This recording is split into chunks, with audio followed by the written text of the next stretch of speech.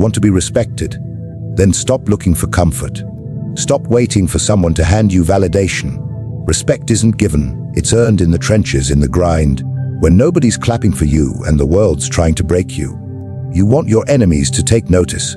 Then you better start weaponizing your pain. Every scar, every betrayal, every failure, it's all ammunition. They thought it would destroy you. Good. Let them think that.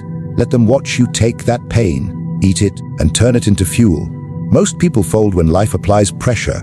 They back off, retreat, complain, blame. But that's when you come alive. That's when you decide, this isn't the end, this is the forge. See, pain is the great equalizer. It doesn't care who you are or what you've done, but how you respond to it. That's what separates the remembered from the forgotten. When you lean into pain instead of running from it, you become dangerous, untouchable, because you've already survived what most people avoid. Pain will teach you more than pleasure ever could. Pain shows you what you're made of. And if you listen closely, it'll tell you the truth. It'll tell you who you really are when there's no audience, no trophies, no applause. Just you and your limits. And when you hit that breaking point, when your body says no, your mind screams stop, and your heart whispers quit, that's when it begins.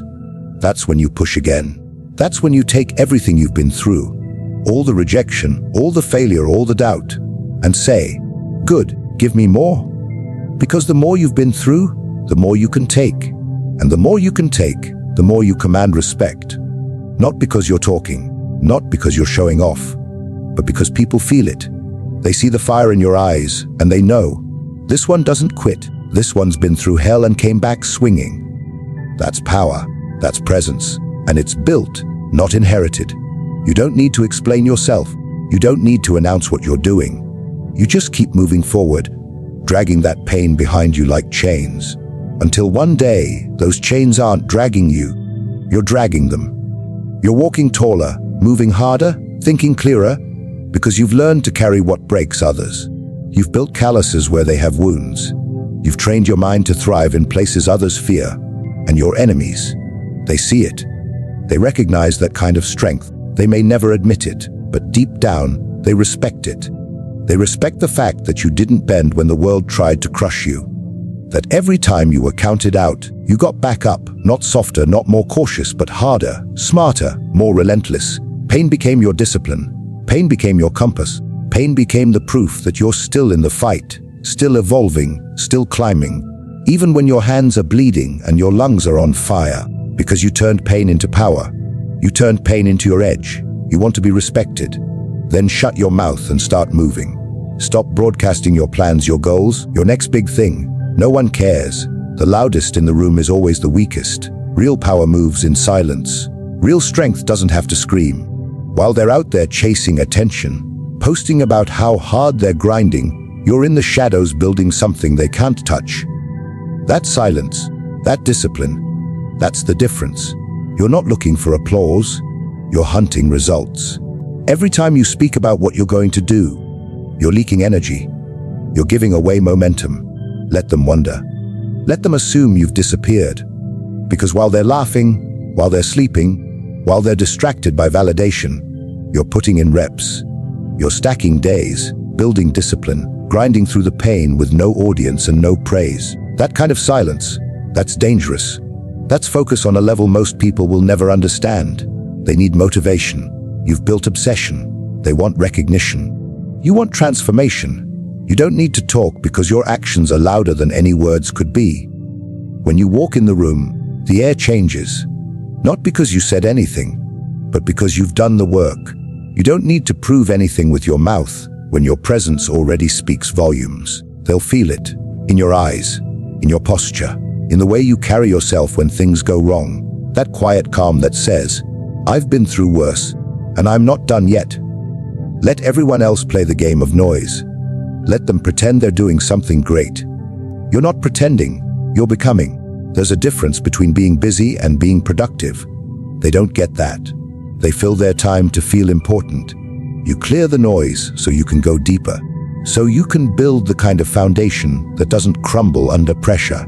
While they're making noise, you're building something unshakable. You learn to fall in love with the quiet, with the early mornings when no one sees you, with the late nights when everyone else has quit. That's where the edge is.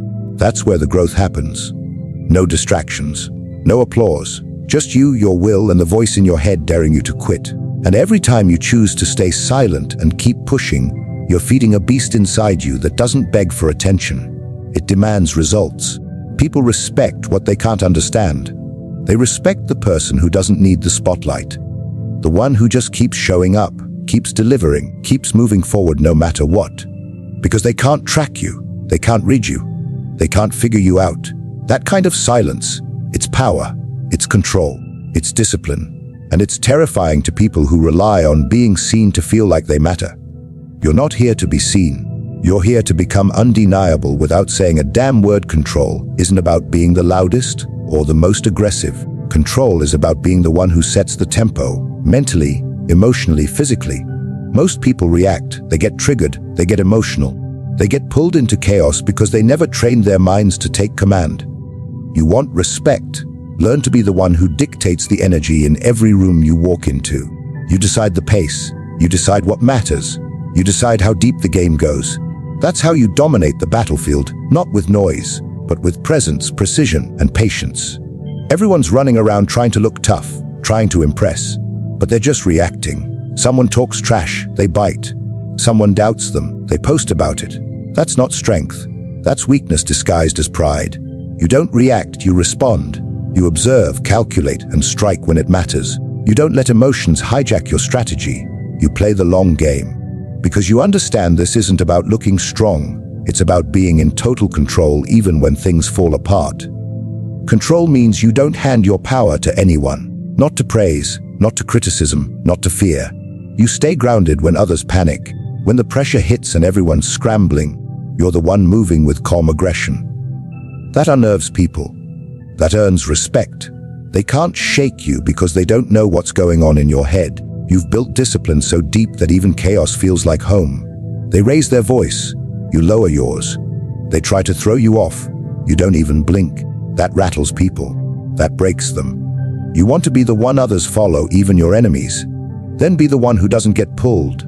Be the one who sets the tone and doesn't flinch when things get dirty. Your mindset has to be forged in discomfort. Your emotions don't run the show. Your mission does. There's no space for panic. There's no room for doubt. You control the battlefield because you control yourself. Every reaction is a choice. Every move is calculated. And every word, if you speak at all, is sharpened like a blade. People don't respect chaos. They respect command. You don't chase attention. You don't beg for validation. You take space by force of will, by depth of discipline, by refusing to play the emotional games they want to trap you in. Let them scream. Let them rage. You stay still. You stay dangerous. Because you're not here to impress. You're here to win. And when you walk with that kind of control, they feel it. Even your enemies pause before crossing you. Not because you threatened them, but because they know you don't need to. You've trained your mind to be the weapon. You've turned your emotions into tools.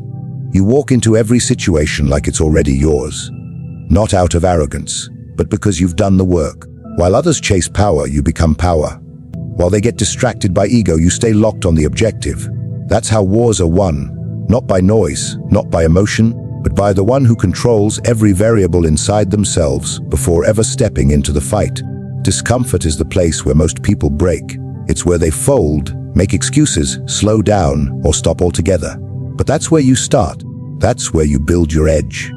If you want your enemies to respect you, show them what real discomfort looks like. And then show them you're still standing in it, thriving in it, becoming something they could never be. Make their comfort zones look like cages. Make your suffering look like freedom. They sleep in soft beds. You sleep in chaos. They wake up looking for ease. You wake up hunting pain because you know that's where growth lives. Comfort breeds softness. It makes people lazy, predictable, easy to read, and easier to break. But discomfort, real, consistent, brutal discomfort, turns you into something unrecognizable. While they're managing their image and clinging to routine, you're breaking yourself down and rebuilding from the inside. Every day, you choose the harder path on purpose. You're not waiting for adversity.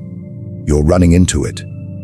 You're doing what they won't, because you know that's what separates the respected from the ignored.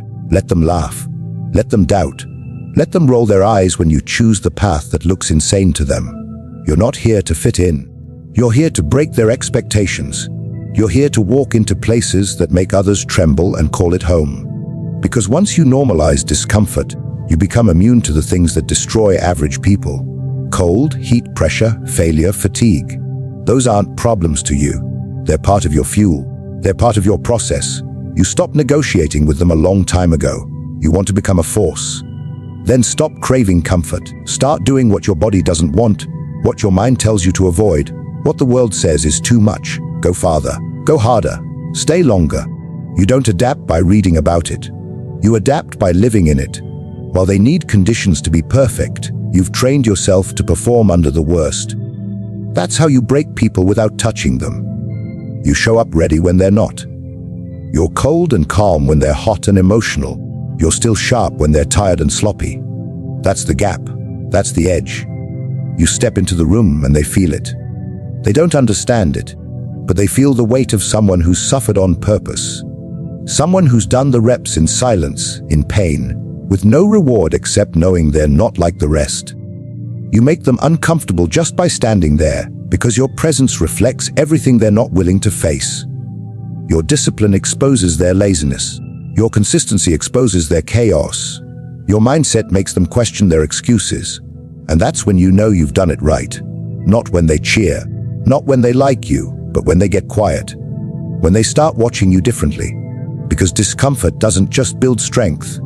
It demands attention. It forces others to adjust. When you refuse to shrink, most people stop when it hurts. They stop when they're tired, when it gets inconvenient, when no one's watching. That's why they stay average. That's why they stay forgotten. You want to earn respect, not just from your allies, but from your enemies. Then you better be ready to go farther, stay longer, and bleed harder than anyone else in the room. Outlast, outfight, outbleed. That's the formula. It's not about being the strongest in the beginning. It's about being the last one standing when everyone else has tapped out. They can talk all day about talent, about potential, about how things look on paper. None of that matters when the pressure hits and the walls close in. The only thing that matters then is who refuses to quit, who refuses to bow. You don't win by looking good. You win by suffering longer. You win by showing up after your body says no. You win by building a mind so unshakable that pain becomes background noise. While they're gasping for air, you're still pushing. While they're folding under the weight, you're picking it up again and again until it breaks, or you do. Respect doesn't come from what you say. It comes from what you endure. They can doubt your skills, mock your choices, question your path.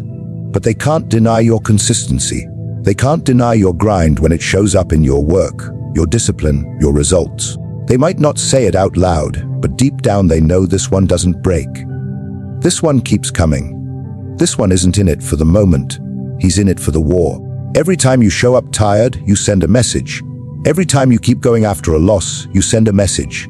Every time you train past your limits, when no one's clapping, when no one cares, that's another signal that says, I'm not built like you. I'm built for more. That's how you break people without touching them. You just refuse to stop. You keep grinding until they have no choice but to respect you. Not because they like you, not because they agree with you, but because they know they can't match you. The ones who last aren't always the flashiest. They're the ones who've made peace with pain. They've trained their minds to keep going through every setback, every failure, every betrayal. They've stopped negotiating with discomfort. There's no deal to be made, only forward. While others look for exit plans, you've already decided there is no exit. This is who you are. This is what you do. There's no quit. There's only next. Your enemies don't have to admit they respect you. You'll see it in the way they talk about you, in the way they watch you, in the way they hesitate before challenging you again. Because deep down, they know something they'll never say out loud. You're the one who doesn't stop. You're the one who won't go away. You're the one who'll die on the hill before backing down. They don't have to like you. They don't have to agree with you. Hell, they don't even have to speak your name. But they will respect you. Because respect is earned in silence, in suffering, in the places they're too scared to go. You don't win this life by playing nice, by fitting in, or by following the crowd. You win by becoming a force, unshakable, unreadable, undeniable. You weaponized your pain. You moved in silence. You took control of every room, every thought, every emotion. You made discomfort your home and outlasted everyone too weak to stay in the fight. And now they can't ignore you. Even your enemies watch in silence, because they know, when it all falls apart, when it's just grit and willpower left standing, you're still there, still moving, still dangerous. That's the move they can't counter. That's the power they can't fake. And that's the legacy they can't erase.